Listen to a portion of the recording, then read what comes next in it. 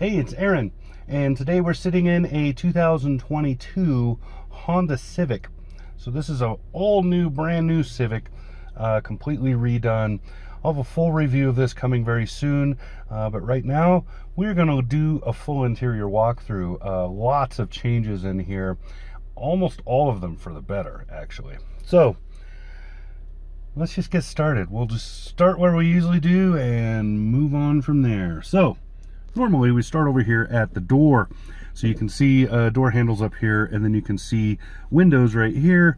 This is the child lock for the windows, locks right there, and this runs the side mirrors right there. Over here you have some dimmer switches. Down here you have a fuel up there. There you go. You have a fuel on the door, so when you open the door you can easily get to that.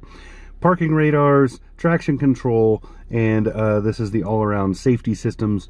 So if you want to, you can turn one or both off. I've been usually just I turn this one off, go through the car wash, turn it back on, no big deal. Up here's the first of the vents. So you're going to see this throughout. This is pretty cool, this honeycomb kind of a thing. And then this turns them on and off. And this is the directions for them. Now, let's go to the steering wheel.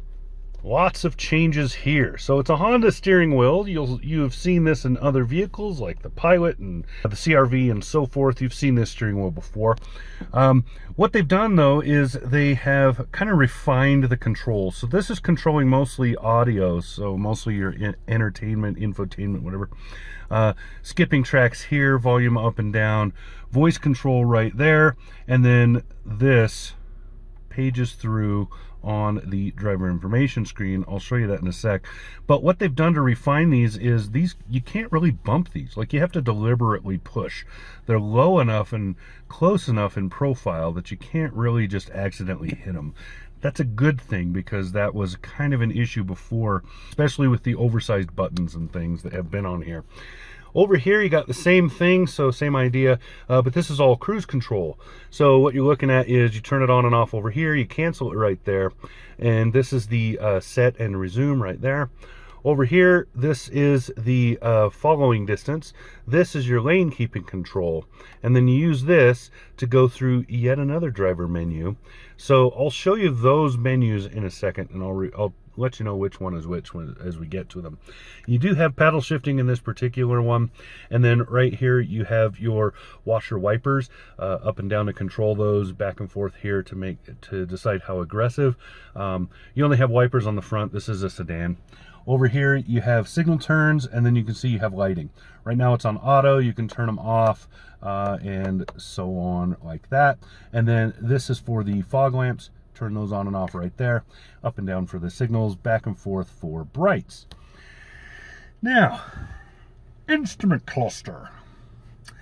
Instrument cluster. I'm actually doing really good. I'm gonna interrupt it and ruin it now.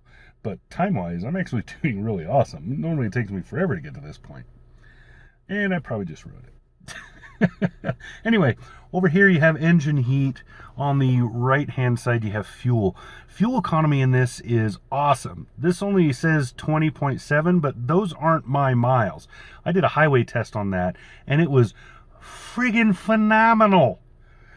Phenomenal. And look at that. I drove 40 miles and it didn't even register on the fuel gauge. That's nuts. Anyway, fuel economy numbers, I'll do a full review of this. You'll see it there. I'll give more info on that stuff. I don't have it off the top of my head right now. So, all right. You can see up here, this is a digital speedometer. And then down here is your vehicle. What this shows you is the safety systems.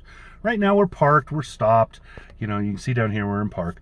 We're stopped, we're not doing anything. If I shift down and go into drive, then you'll see, look at that little car. The brakes are on because I pushed the brake. If I go into reverse, you'll see there you go, reverse lights came on. And I'm in park, and I let go of the brakes. Everything's good. Touch the brakes, let go of the brakes, touch the brakes, let go of the brakes, touch the brakes, let go of the brakes. Anyway, if there's anything going on around your car, you have a vehicle in your blind spot, it'll show you. If there's a vehicle in front of you, it'll show you. It's really cool to have this little thing right there. And then up here, you can see that the cruise control is on. If I turn it off, it goes away, and then all that goes away because all of that has to do with the safety systems that are active when the cruise control is active. So no cruise control, no little car. These got slightly bigger. Yes, this is a entirely virtual screen. Now, over here, this is the driver information screen that is controlled on this side of the steering wheel. So you can flip through a few of these things, and then you just push this when you want to select something. Most of this is stuff that is also on the infotainment system, but some of this is which makes sense because this side controls the infotainment system. So you can flip through, like, where was I at? Some of the apps that are on there. It's kind of a pain to do it from here, but there you go. And then because I'm not doing anything, because I'm not doing anything, I'm on this is kind of the main screen. So now it's a tachometer and all of that stuff. So giving you an idea of what's going on. The auto stop start is off. That is not my choosing. That is actually the car, and it's because the car is warming up. I only just started it, hasn't been running, and the engine, just right when I started this, the engine finally slowed down a little bit. So that will come back on at its leisure. You can see it's 64 degrees outside. Now over here you have the speedometer, and then you have a bunch of stuff in the middle. This button right here spins and shows you what's going on there. Boom. Pretty neat stuff. I really like the way it looks. It looks pretty cool. So there's that, and lots of little bits of information to go through. So if you want to know, like, if you like compasses, if you like, you know, here's your, are you falling asleep or whatever. Now this screen comes up every time you enter and exit the car. It shows you if it senses somebody sitting in the seat, and then they're in red if they have no seatbelt on, they're in green if it's on. So gives you an idea of what's going on as far as the seat belts in here. So that's kind of neat, especially if you have kids. That's a useful thing to have. Keeps you from having to crane your neck and look around and try to figure out what people are doing.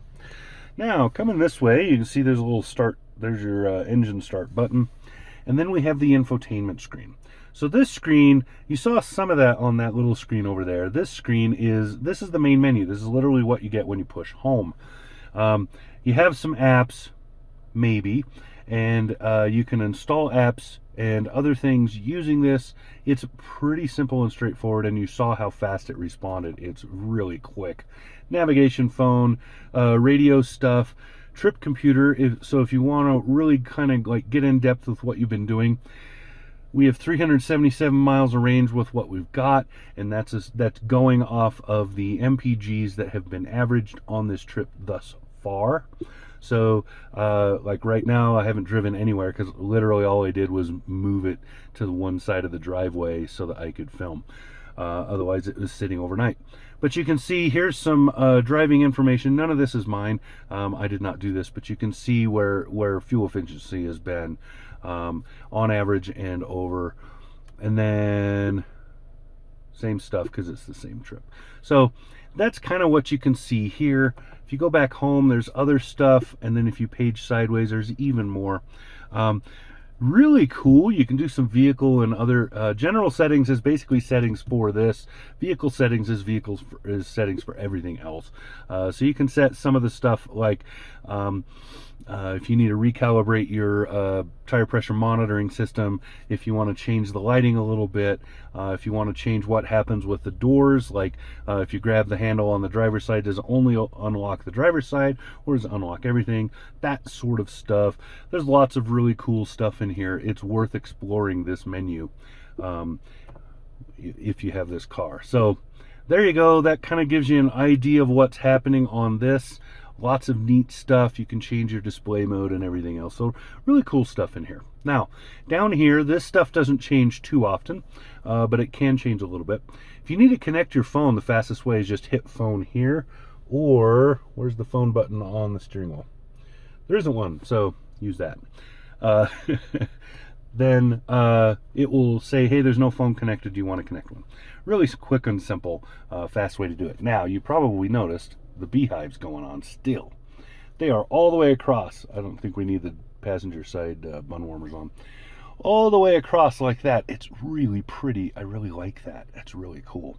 So vents are here and over there on that end, and then you can see the controls for that vent to open and close them. These do not open and close, so they are open at all times. You just have to position them so to go away. Big Duke's lights button, right? Duke's lights. There you go. Duke's lights button right in the middle.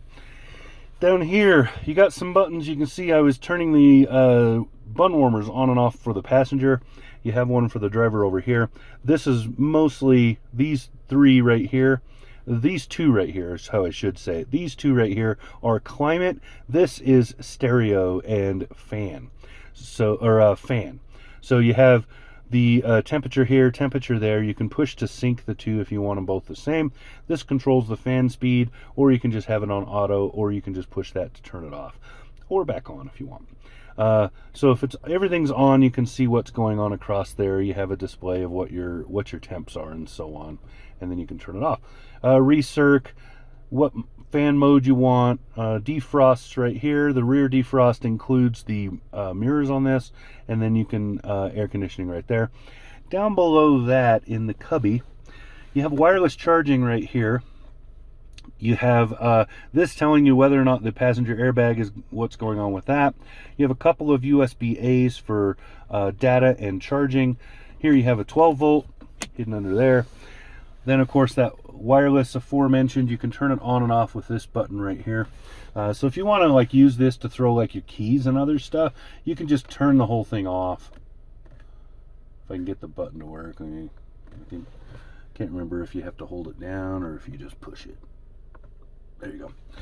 So you hold it down for a second, it turns off, and then now you can throw all kinds of things in there and not worry about them melting or starting on fire or whatever happens when you put stuff that's not supposed to be on a wireless charger onto a wireless charger. Now, over here you got some drink holders. These are pretty utilitarian. They work pretty well. It's hard plastic with these little things in them. They hold pretty much everything from your Red Bull all the way up to your mega huge big gulp. So good, thinking, covering all the Americans with these right here. Over here you got the shifter. I moved it before, but you basically have the usual reverse and drive. When you're in drive, you do not have like a way to manually shift. You have to do that with the paddle shifter. So this doesn't have it built in. And there is no like sport mode on the shifter. It's right here. So you use this to go up and down. And one of the drive modes is there's sport, economy, and normal. And they pop up in that screen right there as you swap between them. So there you go there. Honestly, for me driving, I noticed some difference in sport mode. The transmission does get a little bit more aggressive. It lets the RPM run higher. Other than that, comfort and economy seem about, or normal and economy, they seem about the same. Parking brake right here, you pull the set push down to set it off. Brake hold down here. So the brake hold, I should say the engine on off right here. You can push that to toggle it. Brake hold, this is sort of like a hill hold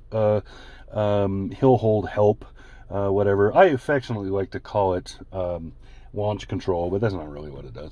It's just, I like to call it in every car, I like to call it launch control, because every car should have launch control. Then you can see the seating.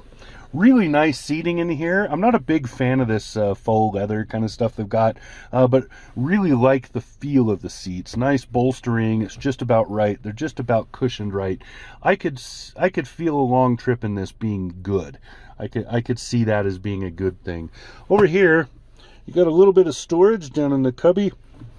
Otherwise, you got a nice armrest. Back seat.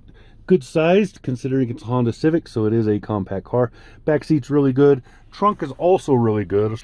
I love the trunk in this. It's huge. Huge. By that I mean gigantic. All right.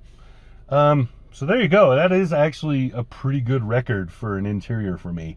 Did it pretty fast. So that's what I got. 2022 Honda Civic. Really good car. Drives nicely. Feels good. They did a good job. So there you go. That's it. That's all I got. This has been Aaron. Talk to you again soon.